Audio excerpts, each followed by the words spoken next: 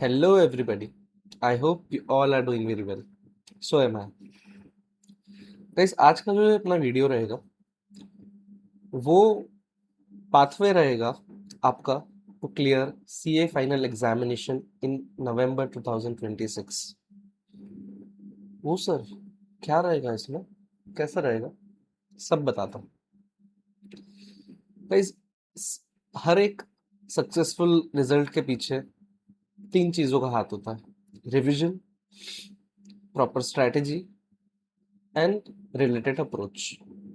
तो जब ये तीनों चीजें एक परफेक्ट वे में अलाइन होती है, then only we get a perfect successful CA result. तो आज के इस वीडियो में हम रिवीजन के बारे में देखेंगे कि कैसे करना है, क्या करना है, स्ट्रैटेजी बनाएंगे on how to execute the plans and approach, क्या हमारा अप्रोच रहेगा टुवर्ड्स आवर स्टडीज। फर्स्ट इससे चालू करते हैं, विच इज रिवीजन। रिवीजन में गाइस आप लोगों के लिए एक बहुत अच्छी न्यूज़ है that I am going to upload every single chapter every single chapter's revision video in YouTube for free for all you guys, so that कि आप जब रिवाइज करने बैठे, अगर आप कोई टॉपिक में स्टक है या कोई क्वेश्चन में स्टक है, तो you can directly go on to that topic और question and you could revise all those doubts and make yourself clear about the concepts. So the videos will be uploaded on YouTube in regular intervals of 2 to 3 days, which would be starting from today onwards. Next, the questions will be solved during the revision video of the respective chapter. मतलब कि जब मैं revision videos डालूंगा for से any chapter, during the concepts revision हम लगे हाथ ICI की मॉड्यूल उठा के उनके जो टेस्ट नॉलेज वाले क्वेश्चंस है वो कर लेंगे, ताकि अपने को कॉन्फिडेंस आ जाए that we are connected with the ICS modules. Next, question solving practice हर एक बच्चे को खुद से करनी है। देखो गाइस, मैं आपको कुछ भी करवा के दे सकता हूँ, उसमें कोई भी प्रॉब्लम नहीं है मेरे को, बट द थिंग इज ये चैप्टर, ये पेपर जो है, ये सब्जेक्ट जो है, दिस सब्जेक्ट डिमांड्स प्रैक्टिस। मैं आपको कॉन्सेप्ट बता सकता हूँ, क्लैरिटी दे सकता हूँ, लेकिन जब तक आप उन पे प्रैक्टिस नहीं करके उनको अपने टिप्स पे नहीं लाते हैं, you won't be able to solve a problem. AFM में सबसे बड़ी दिक्कत क्या होती है कि स्टेप मार्किंग नहीं होती है। सो इधर you get a right answer और इधर you don't. So for getting every right answer, you need to focus on those practices that you are going to make. After every chapter's revision, her chapter के revision के बाद आप तुरंत ही उसके practice questions कीजिए जो आईसीआई के module में दिए हुए हैं। सर आईसीआई के मॉड्यूल के क्यों करें? सी, अब मैं आपको कुछ ऐसा नहीं बोलूंगा कि आप एआई के क्वेश्चंस उठा लो, आप सीएफए के क्वेश्चंस उठा लो, क्योंकि सब्जेक्ट टफ आने वाला है, सॉरी पेपर टफ हो, 2 अटेम्प्ट से बहुत टफ है, इस बार का तो बहुत ही टफ था। गाइस क्या होता है, कई बार पहले भी हो चुका है ये चीज, it's not a new thing कि आईसीआई ने एकदम out of the box paper दिया है। और out of the box paper दिया है इसका मतलब ये नहीं कि सिलेबस के बाहर की चीजें दी है। इट्स जस्ट आईसीआई ने कुछ ऐसे क्वेश्चंस ड्राफ्ट किए हैं जो आज तक एग्जिस्ट नहीं करते थे, एज सिंपल एज दैट। तो अपने आप को डराना कि out of the syllabus paper आएगा या out of the syllabus something आ जाएगा, that is wrong, that is completely misleading for you. तो हमारे लिए सिंपली एक ही अप्रोच रहेगा कि हम आईसीआई की मॉड्यूल के क्वेश्चंस और कॉन्सेप्ट्स को अच्छे से करें। आईसीआई के मॉड्यूल के कॉन्सेप्ट्स मैंने अपने नोट्स में पूरे कवर किए हैं, जो कि मैं वो भी 2 से 3 दिन में आपको करवा दूंगा provide in our Telegram channel. तो बस मेरा ये कहना है that you don't need to practice crazy और beyond what it is meant to be. You just need to keep the basics right. आप जितने क्वेश्चंस आईसीएम है उतने प्रैक्टिस कीजिए। उसके अलावा अगर मेरे को कोई लगेंगे तो मैं आपको एक पीडीएफ शेयर कर दूंगा उन क्वेश्चंस का रिस्पेक्टिव चैप्टर्स के, आप वो कीजिएगा और ट्रस्ट कीजिएगा अपने कॉन्सेप्ट्स पे। अपने कॉन्सेप्ट्स बहुत अच्छे बिल्ड कीजिए। लिंक क्या होता है गाइस, अगर हमारा कॉन्सेप्ट्स बहुत अच्छे हैं तो अगर नए क्वेश्चंस भी आते हैं ना तो हम टैकल कर सकते हैं उनको। आई एम नॉट सेइंग कि 100% सही होगा, but at least we would have the confidence that we would be able to solve those questions right from the start with perfect conceptual clarity। तो यही हमारा अप्रोच रहना चाहिए कि we would be solving ICS modules from top to bottom, every question, every concept, and you don't have to fear like AFM का paper आएगा कैसा आएगा, कुछ और क्वेश्चंस करे सीफे ये वो, कुछ नहीं करना है, सब कुछ बेसलेस है। हमें सिर्फ अपना जो आईसीआई का मॉड्यूल है वही कर लिया हमने, that is going to score you 60-70 और even 80-90 plus. Then question solving must be done by every student so as to have the confidence in exams. Confidence building भी बहुत जरूरी है एग्जाम्स में। अगर आपको पता है कि मैं ये क्वेश्चन कर सकता हूँ, देखते हुए आपको पता चला कि मैं ये क्वेश्चन कर सकता हूँ, लेकिन जब आप करने बैठे आप पहली स्टेप में थोड़ा अटक गए, आपका confidence zero, you have not solve the question, अब उस क्वेश्चन का नेगेटिव कॉन्फिडेंस पूरे पेपर पे आ जाएगा। That's why the best thing is to solve every and every question so that आपका कोई ऐसा कॉन्सेप्ट ना हो जो आपने छोड़ दिया हो। बिकॉज आईसीआई अब ऐसा कर रही है कि पहले 2-4 साल पहले अगर अपन जाए तो आईसीआई ये सी कैटेगरी से एक्चुअली सी कैटेगरी होता था वो, लेकिन अब अकॉर्डिंग टू मी कोई कैटेगरी बची नहीं है और एएफएम में कोई एबीसी कैटेगरी है भी नहीं। एएफएम में every chapter carries around 10 to 15 marks, simple. तो हमें हर चैप्टर पढ़ना है, ऐसा भी नहीं कोई ट्रेंड एनालिसिस करना है हमें या कुछ ऐसा, कुछ भी नहीं। सारे चैप्टर्स का एक ऑलमोस्ट इक्वल वेटेज होता है, थोड़ा अटेम्प्ट में आगे पीछे हो सकता है, तो इसका एबीसी एनालिसिस करना भी कोई पॉइंट नहीं है। तो सिंपली आप बस कॉन्सेप्ट रिवीजन वीडियो से देखिए, जो हम क्वेश्चंस करवाएंगे उसमें उसको एक बार देखना, और उसके बाद जो बचे क्वेश्चंस रहेंगे वो आप प्रैक्टिस करना खुद से, सिंपल। और एक चीज याद रखना गाइस, जब भी आपकी सेकेंड रिवीजन थर्ड रिवीजन होगी ना तो you have to keep a dedicated time for AFMs question solving every day. आप 1 घंटा रखिए, 1.5 घंटा रखिए, वो आपके ऊपर है, बट कोशिश करना कि आप वो extra little push they in the last 2 to 3 months, so that कि जब आप पेपर में हो तो आपको ये रिग्रेट ना हो कि यार काश ये क्वेश्चन कर लेता, काश ये कॉन्सेप्ट कर लेता। अगर रिग्रेट आया है ना, you are definitely definitely going to slip in this attempt. Regret मत रखना, चिल रहना, जैसा मैं बता रहा हूँ बस वैसा करते जाना। आप आराम से इस पेपर को क्लियर कर लो, सिर्फ बेसिक सही रखना है, ठीक है। नेक्स्ट जो रहेगा वो रहेगा अप्रोच।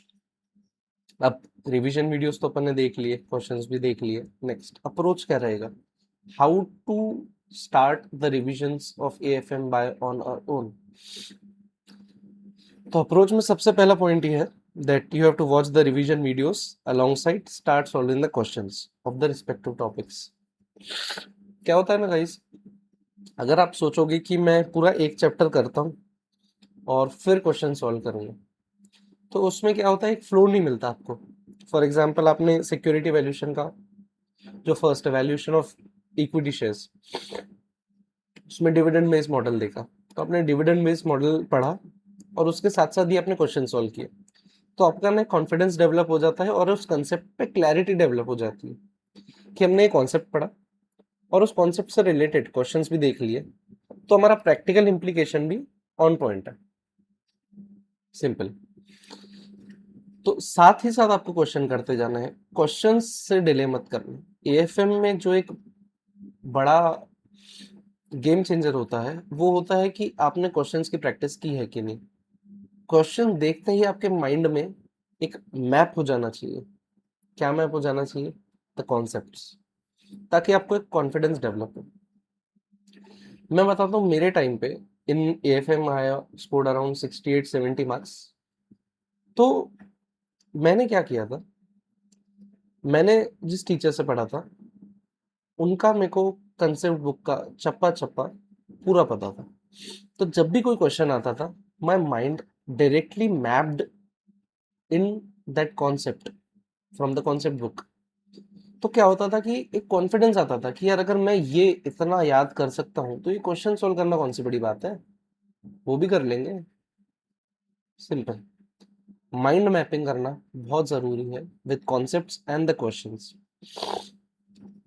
नेक्स्ट, जब भी आप कोई क्वेश्चन सॉल्व कर रहे हैं, ठीक है, मार्क द टफ और important ones that are going to be solved minimum 2 से 3 टाइम। अब ये कैसे? देखो, जब भी अपनी फर्स्ट रिवीजन होती है वो होगी अराउंड 12 to 14 डेज की। सो उस फर्स्ट रिवीजन में हम टाइम दे सकते हैं, इसीलिए हम पूरे के पूरे क्वेश्चंस। तो जब फर्स्ट रिवीजन होती है हमारी, तो हम उसमें पूरे के पूरे क्वेश्चंस करने की ट्राई करते हैं, लाइक कोई भी क्वेश्चन ना छूटे। बट जब सेकंड रिवीजन आती है तो we have limited time, almost half of the time of the first revision. तो हमें क्वेश्चंस भी सिलेक्टिव करने पड़ते हैं, ताकि जो जो इंपॉर्टेंट क्वेश्चंस है, जिसमें ट्रिकी पॉइंट्स है, जिसमें ऐसे पॉइंट्स है which are hard to remember, वो हम अच्छे से टैकल कर लें विद इन लिमिटेड टाइम। तो जब आप फर्स्ट रिवीजन कर रहे हैं तो आप ऐसे क्वेश्चंस को मार्क करके रखिएगा जो कि इम्पोर्टेंट ट्रिकी पॉइंट्स हैं या कुछ इम्पोर्टेंट एडजस्टमेंट्स हैं, जो आपको सेकेंड रिवीजन में अलग से ढूंढनी ना पड़े, and you have just marked as important. Simple. अब इससे रिलेटेड एक और चीज, and every time you find a tricky question और some important concept to remember, उसके कुछ कीवर्ड्स लिख दीजिएगा। फॉर एग्जाम्पल, अगर आप कोई सिक्योरिटी वैल्यूएशन का क्वेश्चन सॉल्व कर रहे हैं और आपको पता चला कि ये तो डिविडेंड बेस्ड मॉडल का क्वेश्चन है और इसमें हमें इंटरपोलेशन का यूज करना है, ओके, तो इंटरपोलेशन का कई बच्चों को थोड़ा टफ जाता है इंटरपोलेशन, तो आप उस क्वेश्चन के बाजू में ऐसा लिख दीजिएगा, स्टार मार्क इंटरपोलेशन। अब जब आप उस क्वेश्चन को सेकेंड रिवीजन में देखेंगे, आपका दिमाग ऑलरेडी काम हो चुका होगा, क्योंकि उसको पता है कि ये मैंने किया है पहले। तो सेकेंड, मेरे को इसका ट्रिकी पॉइंट्स भी पता है, which is interpolation. As simple as that, as simple as that. बस चीजों को आप सिंपल रखिए, उसे कॉम्प्लेक्स मत कीजिए कि ऐसा हो गया तो वैसा हो गया, सिनेरियोज में मत घुसिए और ना ही कोई कॉम्प्लेक्स चीज करनी है हमें। मैंने मेरे अटेम्प्ट में सिंपल, काफी सिंपल चीजें रखी थी जो मुझे बहुत हेल्प की थी। अब कई आप बच्चे देखोगे जो बहुत बड़े बड़े प्लानर्स देखेंगे, बहुत डे वाइज प्लानर बनाएंगे, आर वाइज बनाएंगे। गाइस, वो प्रैक्टिकल नहीं होता है। मैं भी आपको एक एक्सेल शीट दूंगा अगर, कि आप अपना हर डे, हर आवर पंच इन कीजिए। आपका हर दिन सेम कैसे हो सकता है? आपका हर दिन सेम बिल्कुल नहीं हो सकता। इसीलिए आप में वो एक फ्लेक्सिबिलिटी होनी चाहिए कि अगर से आज मेरा 1 घंटा नहीं हुआ या 2 घंटा नहीं हुआ तो मैं उसको अगले दिन एडजस्ट कर लूँ। बिकॉज सबका शेड्यूल अलग होता है। मैं आकर आपको दे दूं ये 20-25 दिन का ये पूरा शेड्यूल है, अब से उसमें आपकी कभी तबीयत खराब हो गई, कोई मेडिकल इमरजेंसी आ गई है, XYZ, तो उल्टा आप डिमोटिवेट हो जाओगे कि यार मैं एक दिन पीछे चल रहा हूँ, जबकि ऐसी कोई चीज होती ही नहीं है। It's just you have to do things according to you. Because आप अभी सीए फाइनल में हो, ठीक है, हम एज अ टीचर्स आपको पाथवे बता सकते हैं, लेकिन चलना, किस स्पेस पे चलना, कैसे टैकल करना ब्रेकर्स को, वो आपका प्राइमरी गोल है, हम उसमें कैटलिस्ट जरूर हैं, but the steps are going to be yours. Next, अब रहेगी स्ट्रैटेजी। स्ट्रैटेजी जो रहेगी वो सबसे इंपॉर्टेंट पार्ट रहेगा। हमारे पास इस अटेम्प्ट के लिए 4 महीने बचे हैं। 4 महीने में हमें सारे सब्जेक्ट्स की रिवीजन भी करनी है एंड मॉक टेस्ट पेपर भी सॉल्व करने। तो सर ये कैसे होगा अभी फिर? रिवीजन भी करनी है, मॉक टेस्ट भी सॉल्व करना है, कैसे करेंगे ये सब? आप बताओ। सो कैसे रिवीजन करना है, कितने रिवीजन करना है, कितने मॉक टेस्ट होगी, क्या होगा, अब उन सब चीज़ों की इन डिटेल बात करते हैं। मिनिमम आपके 3 रिवीजन्स होने चाहिए, मिनिमम। अब सर मिनिमम तो 4 करने चाहिए। सी, what I have done and what I have known from talking to many students who are also AIRs or who have done something exceptional, आप नंबर ऑफ रिविजन्स पे मत जाइए। आप जाइए कि उस एक पर्टिकुलर रिवीजन में हम कितना टाइम और एफर्ट डाल सकते हैं। अगर हम फर्स्ट रिवीजन 8 दिन में करें, दूसरी 6, फिर 4, 2, तो उसमें आप 4 रिवीजन जरूर कर सकते हैं, लेकिन वो उतना फ्रूटफुल नहीं रहता, बिकॉज वो आपके टाइम पे एक प्रेशर, आपके दिमाग में प्रेशर रहता है टाइम का। आई नो वो प्रेशर रहना जरूरी है, बट वो प्रेशर इतना जरूरी नहीं है। वो प्रेशर इतना जरूरी नहीं है that it hampers your studies, no. So strategy हमारी ऐसे रहेगी, minimum 3 revision we use to be done of AFM with question solving in every revision. Question solving, जैसे मैंने आपको राइट फ्रॉम द स्टार्ट बोला है, it is very very very important. आप उस चीज को नहीं छोड़ सकते हैं, क्वेश्चन सॉल्विंग को, बिकॉज वही एसेंस है एएफएम का। आप भले कॉन्सेप्ट्स कर लीजिए, लेकिन अगर आपने क्वेश्चन नहीं किए, you are still at point zero. Simple. और मिनिमम 2 मॉक टेस्ट सीरीज आपको अटेम्प्ट करनी है, सिंपल। अब एक डिटेल रिवीजन प्लान कुछ ऐसा दिखेगा। अब ऐसा नहीं है कि आपको एग्जैक्ट इसी तरीके में चलना है, नो। आपका कोई एक सब्जेक्ट स्ट्रांग होगा तो आप उसमें एक दिन कम भी दे सकते हैं। आपका कोई एक सब्जेक्ट वीक होगा तो उसमें आप एक दिन बढ़ा भी सकते हैं। सो आप अपने अकॉर्डिंग इन चीजों को चेंज कर सकते हैं, but make a change that is reasonable. आप ऐसा नहीं कि 12 के सीधे 8 ही दिन कर दे, 12 का 11 चल सकता है, 10 चल सकता है, उससे ज्यादा नहीं।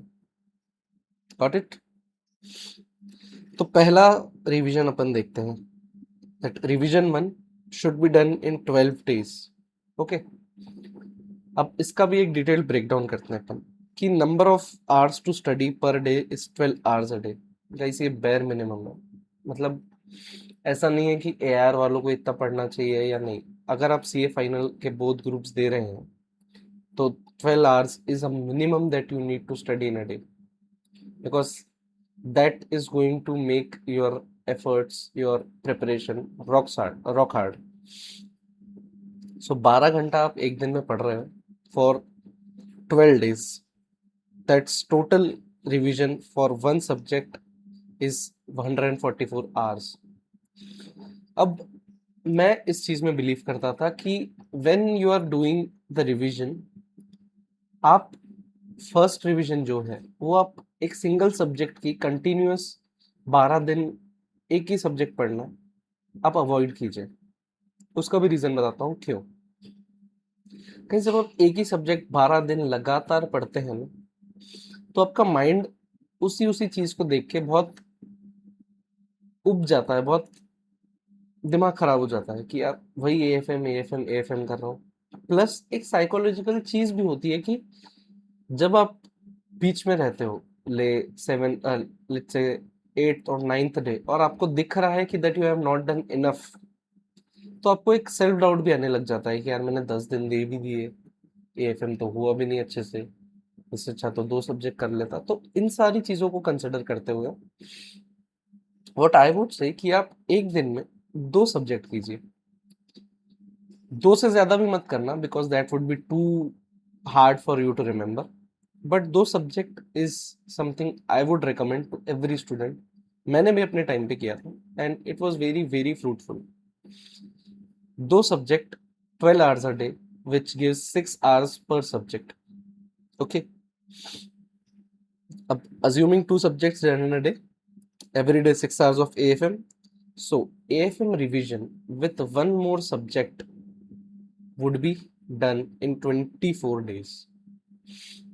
24 days में आप रिवीजन वीडियोस के साथ, then what I would say question solving के साथ, फर्स्ट रिवीजन में आपने इंपॉर्टेंट क्वेश्चंस मार्क कर दिए, इंपॉर्टेंट जो पॉइंट्स, ट्रिकी पॉइंट्स वो नोट कर लिए, तो you are 50% done in the race of becoming a successful chartered accountant.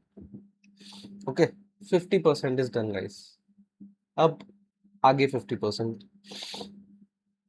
सो एक मिनट, पहले इसका अपन डेज कैलकुलेट कर लेते हैं हर सब्जेक्ट के हिसाब से। मैं ऐसा नहीं बोलूंगा कि आप एएफएम की 5 रिवीजन कीजिए या 4 कीजिए और बाकी सब्जेक्ट की 1 की भी मत कीजिए। मैं इस वीडियो में स्पेसिफिकली इस चीज पे फोकस करूंगा ताकि आपके सारे सब्जेक्ट्स को मैं साथ में लेके चलूं। ओके, अब वो आप पे डिपेंड करता है कि आपका सब्जेक्ट कौन सा अच्छा है, कौन सा वीक है, तो आप डेज आगे पीछे कर पाएंगे। ओके, ये एक स्टैंडर्ड रोड मैप है, आप इसमें थोड़ा चेंजेस कर सकते हैं, बट याद रखना थोड़ा ही करना, अनरीजनेबल कुछ मत करना। नेक्स्ट, तो 24 days, 2 subjects, then 24 plus 12 which would be 60 days में हमारी फर्स्ट रिवीजन आराम से हो जाएगी। ओके, कंसिडरिंग मैं 5 सब्जेक्ट्स ले रहा हूँ, आईबीएस नहीं ले रहा हूँ। 60 डेज ऑफ योर, मतलब से July and August month would be almost done, the revision would be almost done in those 2 months, first revision. Then second revision must be done in 6 days. अब आपको लग रहा होगा सर 6 डेज तो बहुत ज्यादा हो गया, बहुत कम हो गया, सॉरी, इतने 12 से 6 दिन कैसे कर ले?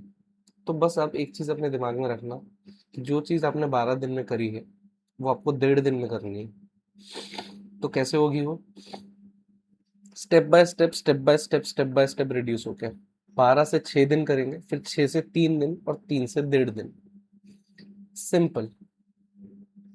जो भी मैं आपको चीजें बता रहा हूँ that is tried and tested. जो भी मैं आपको चीजें बता रहा हूँ that is tried and tested. So आप रिलैक्स हो जाइए और कुछ भी मत सोचिए दैट क्या करना है, कैसे करना है, कैसे करेंगे, दिस दैट। आप सिर्फ रिलैक्स कर दीजिए। सेकेंड रिवीजन जो होगी हमारी वो होगी इन 6 days. Number of study hours 12, total hours for revision 72. AFM revision along with one more subject would be 12 days. Okay, अब इसका कैलकुलेट करते हैं। 12 plus 12 plus 6, so 12, 24, 30. Okay, so in 90 days we would be 70% done of our efforts. आप 90 days में second revision तक पहुंच जाएंगे and जब आप उस सेकेंड रिवीजन तक पहुंचेंगे you would be feeling much more relaxed. आप देखेंगे कि आप कहाँ पे थे, आप अभी कहाँ पे हो, एंड ट्रस्ट मी आप बहुत रिलैक्स्ड फील करोगे। Then would be revision 3। Revision 3 रहेगी हमारी for 3 days. Number of study hours would be same, 12 hours. So total hours for revision 2 would be कितना होगा? 12 3 जा 36 आवर्स। ओके, अब AFM revision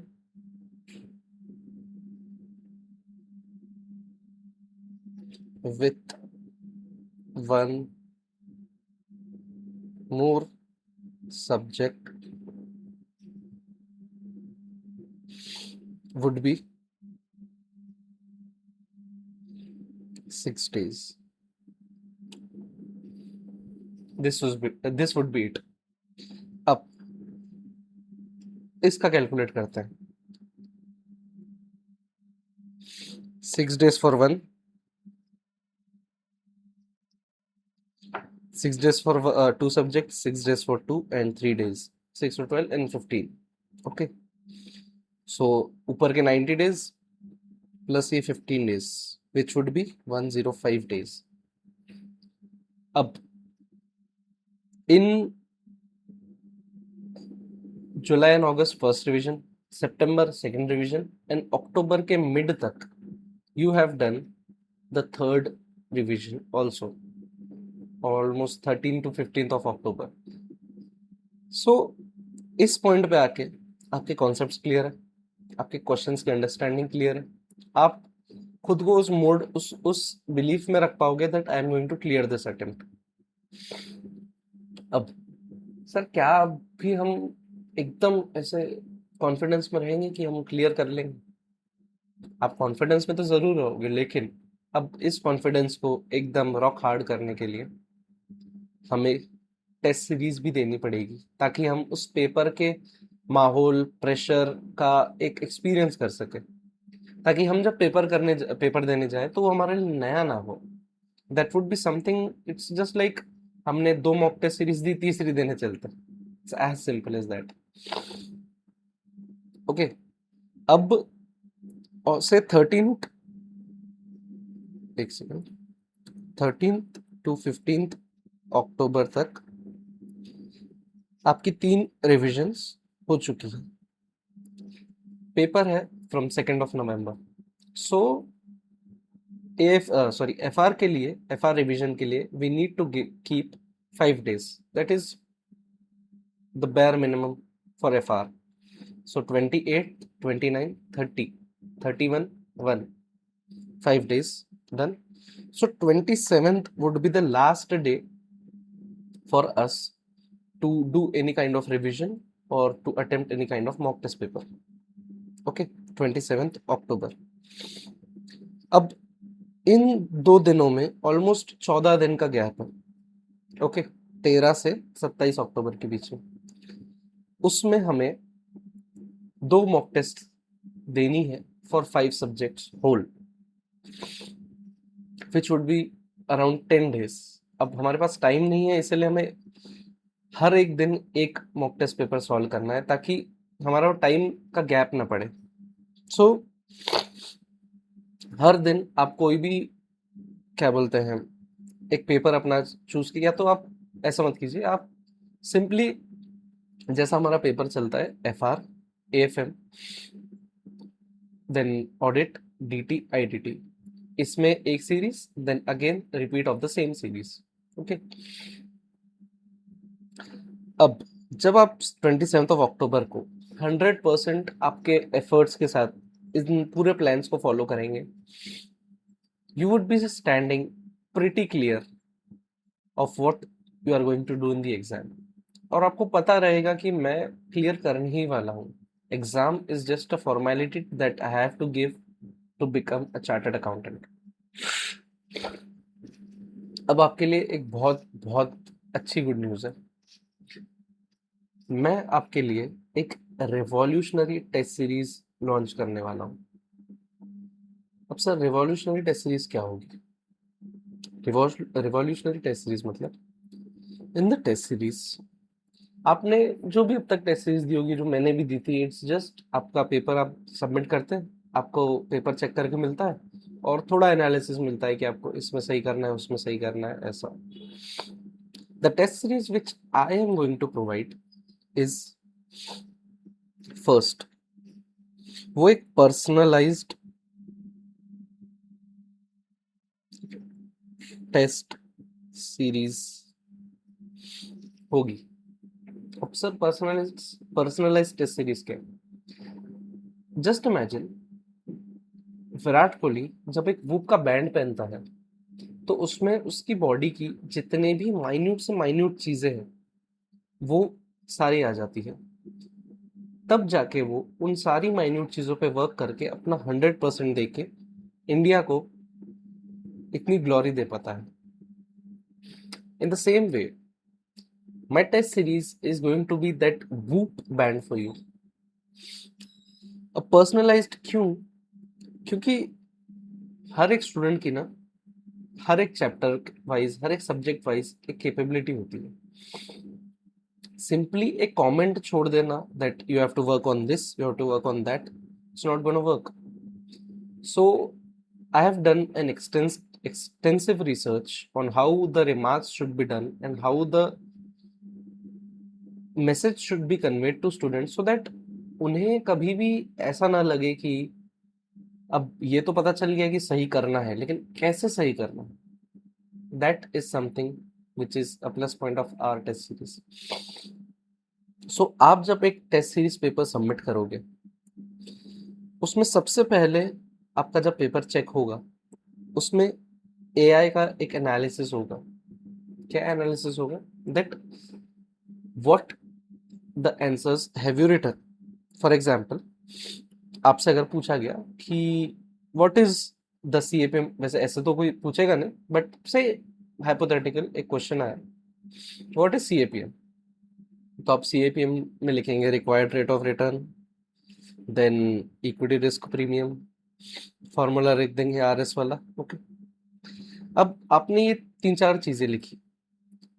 no that model of our test series would run through the question. वो देखेगा कि क्या ये कोई एमटीपी आरटीपी या कोई इंस्टीट्यूट के मॉड्यूल का क्वेश्चन है। उसे अगर यहाँ ये कहीं क्वेश्चन मिलेगा तो वो सिंपली क्या करेगा, आपका आंसर रखेगा, इंस्टीट्यूट का आंसर रखेगा, दोनों को मैच करेगा और देखेगा कि क्या किन कीवर्ड्स की कमी थी, किन चीजों की कमी थी, किन चीजों के कारण आप 100% स्कोर नहीं कर पाए, नोइंग दैट आपने पूरा सही लिखा है। अब ये सारी चीजें जो है ये आपकी पर्सनलाइज्ड होगी। फॉर एग्जाम्पल आपने एक कीवर्ड नहीं लिखा तो आपको बताया जाएगा कि इस आंसर में ये कीवर्ड मिसिंग है, तो आप जब अगली बार उस क्वेश्चन को देखें तो आपको याद आए कि yes this was something that I have to correct. Then हर एक चैप्टर वाइज हर एक सब्जेक्ट वाइज आपको एक एनालिसिस मिलेगा कि आपका प्लस पॉइंट क्या है और आपका वीक पॉइंट क्या है, ताकि आप जो भी आपके पास थोड़ा टाइम बचा रहेगा आप उसमें वर्क कर सके। ओके, अब वो क्या चीज होगा सर? आपके आंसर्स एआई ने देखे, एग्जामिनर ने देखे, अब उसमें पता चला कि आप एफआर के कन्वर्टेबल से कोई भी एक चैप्टर में बहुत अच्छे हैं तो वो आपका उस चैप्टर को ए कैटेगरी में रख देगा। ओके, अब उसके लिए आप फिर थोड़ा रिलैक्स हो जाइए that I don't have to work hard, मतलब not work hard, I would say I don't have to work relentlessly on those things because उस वो चीजें मेरी एक्सपर्टीज है, so I would be relax on that. जो उसके बाद अलग चीजें रहेगी वो आपको सही करनी है ताकि अब की बार आप सीए रिजल्ट क्लियर कर जाए। तो ये कुछ कैरेक्टरिस्टिक्स है टेस्ट सीरीज की जो आपको मिलेगी हमारे इस पूरे टेस्ट सीरीज मॉडल में। सारे सब्जेक्ट्स के लिए अवेलेबल होगी ये from FR to IBS. Proper हर स्टूडेंट का एक एनालिसिस होगा हर पर स्टूडेंट की स्ट्रेंथ वीकनेस को एनालाइज करके एक सजेशन दिया जाएगा, एक रोड मैप दिया जाएगा। सो आप इतना फ्री हो जाइए कि जब आप ये टेस्ट सीरीज देंगे तो you would be like on the 7th sky knowing that you are going to pass। ये टेस्ट सीरीज भी ऑलमोस्ट जब आपका सेकेंड रिवीजन हो जाएगा तब मैं लॉन्च करूंगा, और हर उस स्टूडेंट के लिए जिसने एफर्ट्स पूरे किए हैं, जिसने अपनी पूरी मेहनत की है, उसके लिए ये टेस्ट सीरीज एक गेम चेंजर होने वाली है। Trust me guys, it's going to be a game changer for you all. So ये था एक पूरा वीडियो जिसमें हमने डिस्कस किया revision, strategy, approach and the test series. Guys 4 महीने बचे हैं आपके पास, ठीक है। अब 4 महीने आपको कैसे देना है वो आपके ऊपर है। आपको बैठ के ओवर थिंकिंग में, नेगेटिव थिंकिंग में, आपका जो कैपेबिलिटीज है उस पर शक करते हुए, सेल्फ डाउट करते हुए उसे रहने देना, उसे कैपिटल यूज नहीं करना है, या आपको अच्छे से प्रॉपरली, जैसे मैंने ये सारी चीजें बताई, वो यूज करके आपको एक्सेल करना है in your November 26 exams. That's all up to you. ये वीडियो हर उस इंसान के साथ शेयर कीजिएगा जो मेहनत तो करता है लेकिन रिवीजन, स्ट्रेटजी या अप्रोच में लैग कर जाता है, जिसके कारण वो नहीं निकल पा रहा है। गाइस, आपकी इस जर्नी में मैं भी आपके साथ हूँ। हर उस रात, हर उस दिन जब आपको पढ़ाई करने का मन नहीं होता है, मैं हूँ आपके साथ। भले आपके साथ कोई हो या ना हो, just free to reach me out for any stuff, anything that's going to bother you. मैं अपना नंबर लिख देता हूँ यहाँ पे, that's 777-6070-719। Just reach me out. आपको कोई भी दिक्कत है, मैं बैठा हूँ आपकी दिक्कतें सॉल्व करने के लिए, बिकॉज आई नो, मैं उन चीज़ों से गुजर चुका हूँ and I am standing on the brighter side of that road.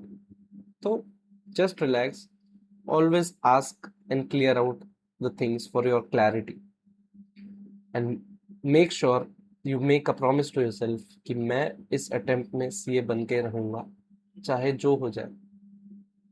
With that, thank you guys, bye bye.